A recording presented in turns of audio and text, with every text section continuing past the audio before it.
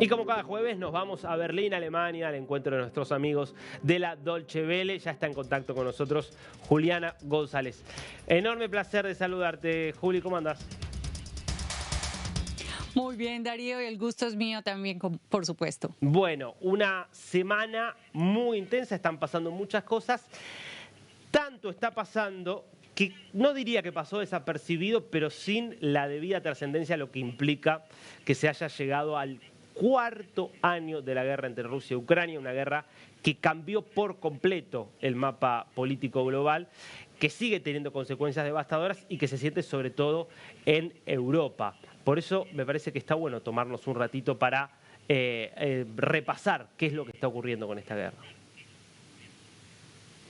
Me parece excelente, Darío, y es que esa ha sido una guerra de desgaste, lo dices muy bien, pasa casi desapercibido porque las noticias alrededor del mundo pues se agolpan, tenemos lo de Irán, pero también hemos tenido la guerra en Gaza y como no la llegada al poder de Donald Trump, que también le dio una patada a ese tablero de la guerra. Y lo que sí es cierto es que en este momento pues Europa, la Unión Europea no es la misma de hace 4 años, y esto se ve claramente en países como Alemania, por ponerte un ejemplo muy concreto y de donde estoy, donde es un país que había sido históricamente, una historia bastante corta si se quiere, porque es después del final de la Segunda Guerra Mundial, en el que por la fuerza de las circunstancias, ese nacionalsocialismo, haber ocasionado la Primera y la Segunda Guerra Mundial, pero también por la dinámica de la Guerra Fría, era un país que se había decantado por la solución pacífica sin grandes ejércitos, sin grandes misiones en el exterior, y de repente estamos hablando de cosas que parecían inimaginables: la disuasión nuclear,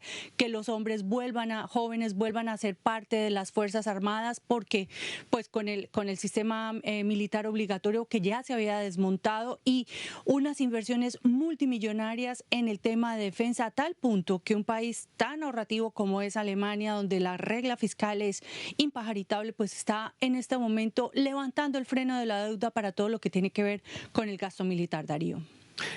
En este contexto, ¿hay lecciones aprendidas por parte de Europa respecto de qué se hizo al principio y qué es lo que hay que hacer de aquí en adelante?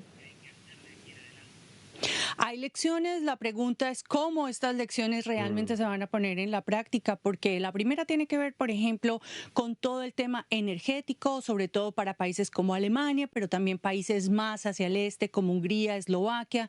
Estos dos últimos, hay que decirlo, Darío, todavía tienen esa excepción de poder seguir importando petróleo ruso a pesar de 19 paquetes de sanciones, pero países como Alemania, por ejemplo, dependían altamente del gas ruso para toda su industria, industrias como por ejemplo las petroquímicas acá en Alemania, que son importantes y son muy dependientes de la energía.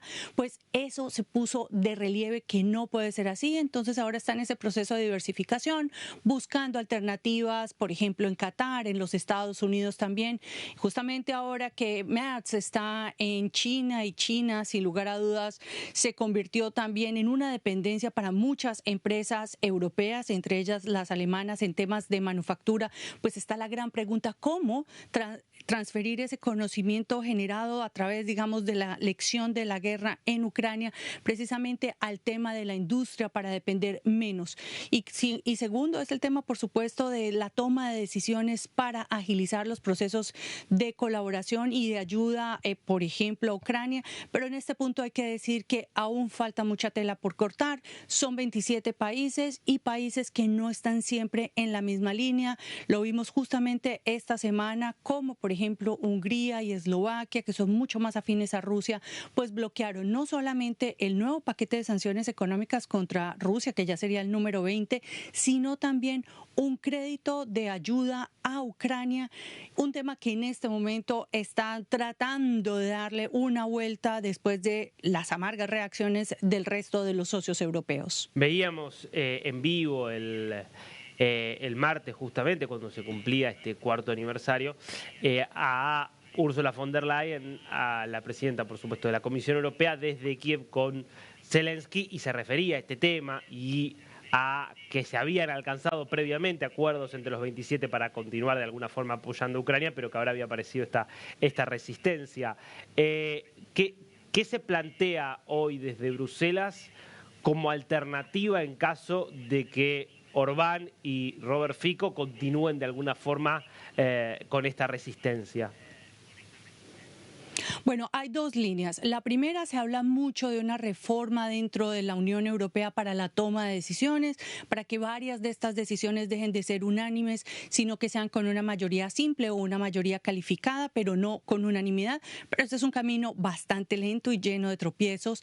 Y por el otro lado, lo que se está hablando, por lo menos lo que dice el día de hoy, este jueves, Orbán, es que va a revisar todo el tema del gasoducto, porque en realidad el problema está de un gasoducto que no está llevando el gas a Hungría, y lo que dice Orbán y su gobierno es que esto se trata de un acto de sabotaje de Ucrania. Lo que dice Ucrania por su parte es que se trata más bien de los bombardeos rusos que han impedido que ese gasoducto pueda funcionar.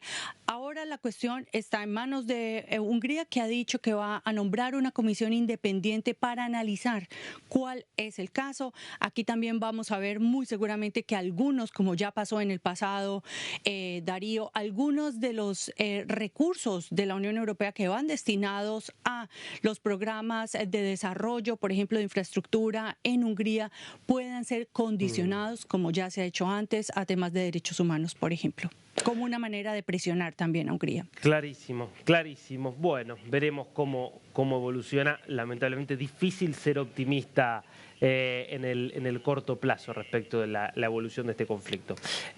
Gracias, Juliana. Hasta la semana que viene. Hasta la próxima, cuídate.